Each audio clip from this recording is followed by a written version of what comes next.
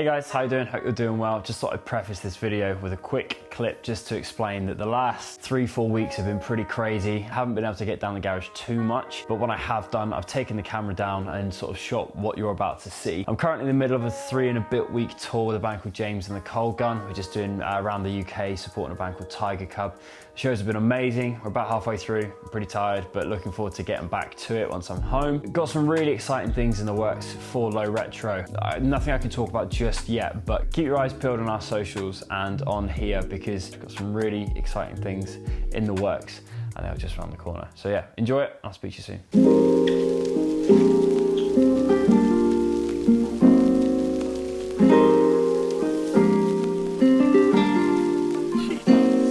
So, kind of goes without saying, this isn't quite how I pictured this episode starting. We got caught out in a bit of rainwater this week. The water came in through the back. Luckily, we avoided any real damage, but everything is very, very wet and a complete mess. So we got that to sort out first this morning, and then a few little bits to just try and dress it up and make it look a little bit better than it was before we took it all apart, and then we can crack on with the car. So we'll do that first.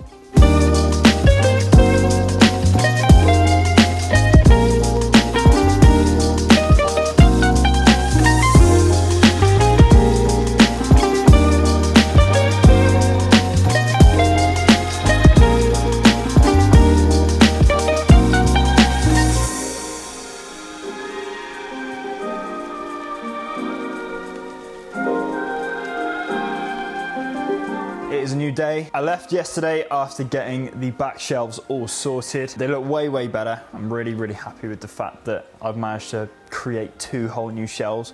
The same stuff is still on there, but just clearly a lot more organized. Couple of jobs today. Number 1, need to take the front hubs off of the car. So I'm gonna get it lifted up off the ground, take the hubs off because I need to send them off to be powder coated. And I need to get some photos and stuff just to get some rough price quotes. But before then, just had these arrive from Forge Motorsport. They are some vacuum lines just to replace all the old stuff and get that put in the car just to clear it all up because we've got a few new routing things. I'm gonna delete a couple of the systems off because we don't need them and make it look a bit smarter and make sure it runs and isn't full of holes. So that's today's job. We'll get on.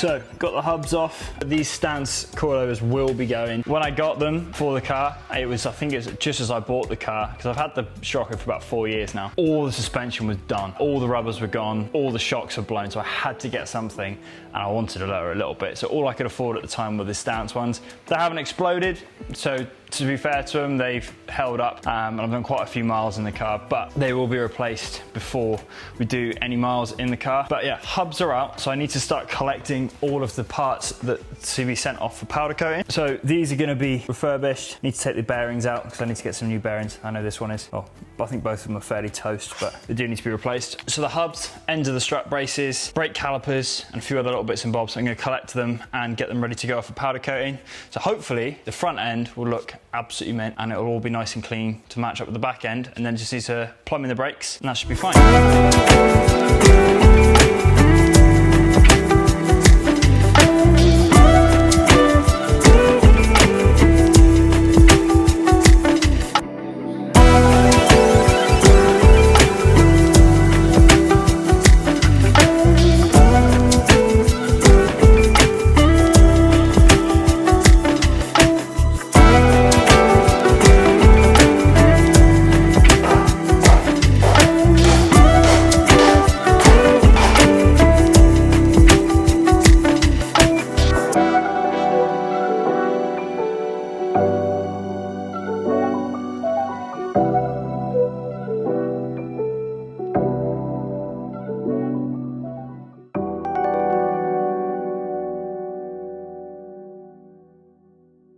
So I've come down to the car today, going to sort of try and get a few things done. We're basically waiting on some work to come through so that I can get some of the bigger parts that we need. We need things like a radiator, some coolant expansion tanks, fuel pump, things like that.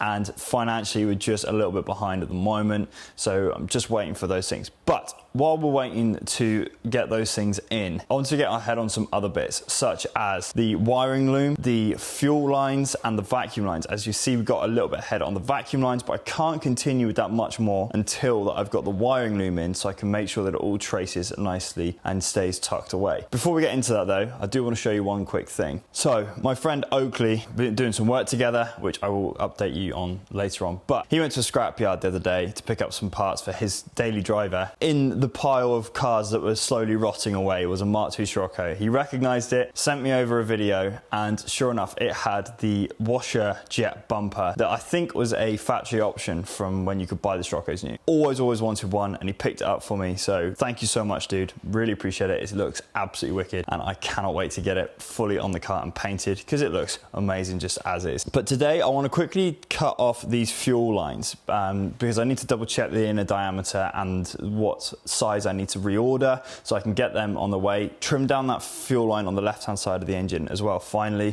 because it's just been bugging me that I haven't done it already. And then I think I'm going to put on my big boy boots, my brave boy boots, and try and get this wiring loom in, or at least start mocking it up as to where I want it to go. It'll all have to come out again at some point, but be good to get it roughly in place. So yeah, that's today's plan. Hope you enjoy it.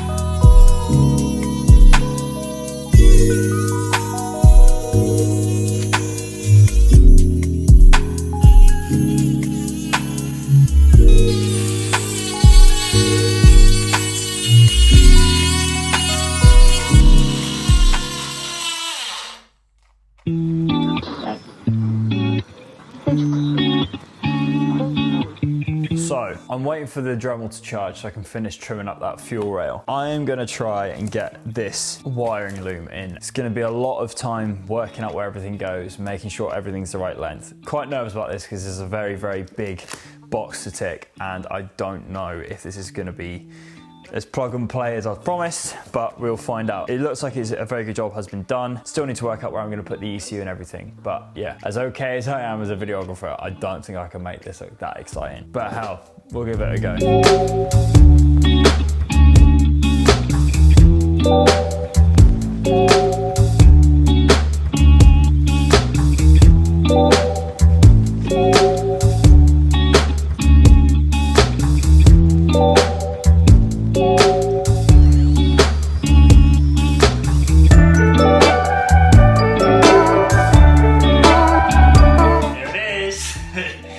Doesn't fit.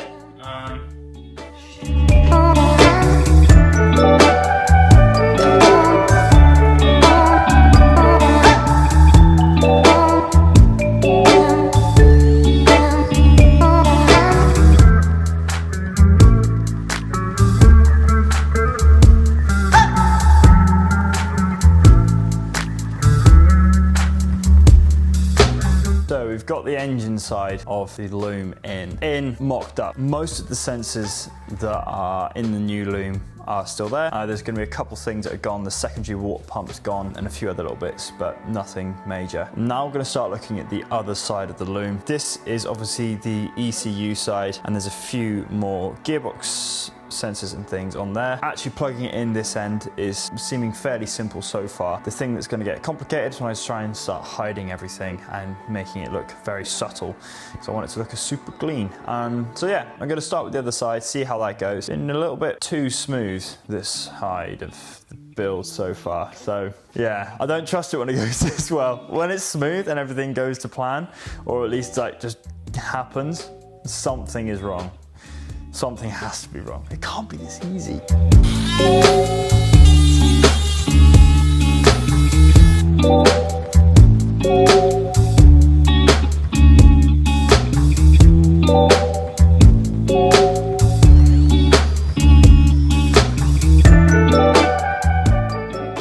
Soy, my hair fell off, and Car Building Solutions has sent me this lovely parcel full of fuel lines that we need to fit up today. Just to replace the old Perish ones that went from this sort of like passed along the top hose down to the actual rail itself, and also getting it from here to the lines that run under the car. I think I'm probably just going to run these standard lines because they seem fine and I haven't got an issue with the diameter. Need to pick up a fuel pump. I can run a standard lift pump and just with an extra Cyvex fuel pump. Need to find out what flow and stuff I need and then get that ordered. I'm not going to be doing too much track daytime, so I'm not worried about it swashing around and needing a swell pot and stuff.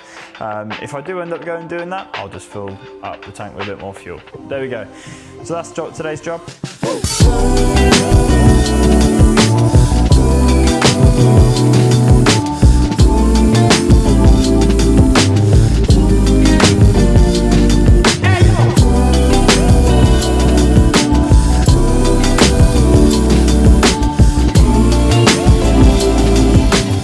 So as you can see, the rubber hose is kinked trying to do the 90 degrees. So I've gone online and the man on YouTube said I need to bend it over something. He had like these specific tube bending springs. So I've done the best I can. I've borrowed a spring that fits down the center of the tube. It's not long enough to get the whole way, so you watch me get this stuck. Some fairy liquid to lube it up, and I'm gonna heat it up and see what the fuck happens. This will go wrong and I will get this stuck.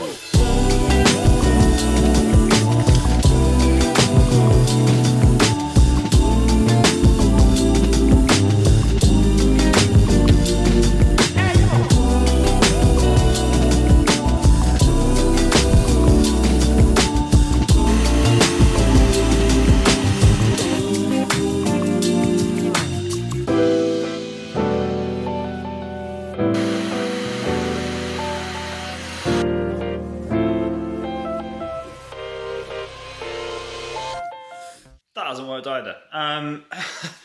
The only other thing I can think of doing is actually reducing the angle that it has to hit these pipes at. I'll have a play around and I'll try and work something out. I don't want to keep cutting to clips, so yeah, we'll see.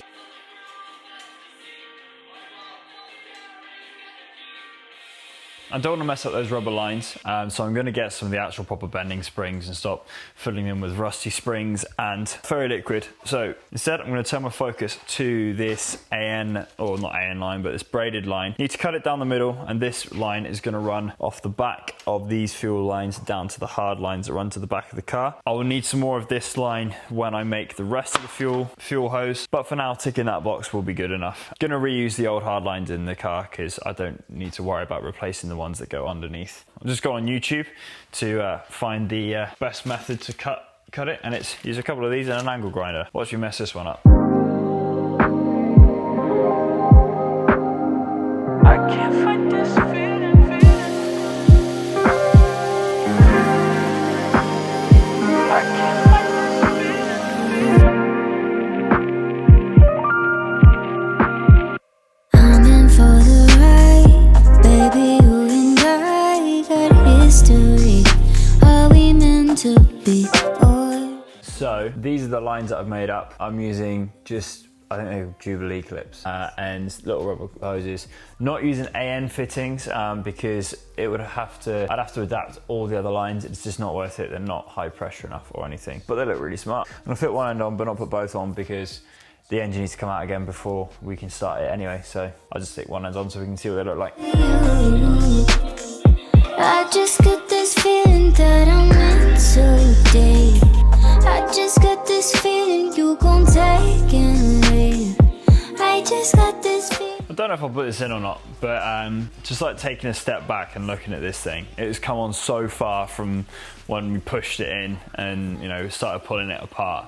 It's absolutely insane to see the car like this. Like I always dreamt of this car being like this, with the V5, with the brakes and with this bumper and like weird little bits and bobs, but actually seeing it in front of me coming together, like I need to sort of take a step back and pinch myself sometimes because it's surreal. It's a long way off. It's a long way off starting, let alone driving out and doing these road trips that we're going to do with it. But as it is, like, it's so cool. Just seeing it, let me move this out of the way.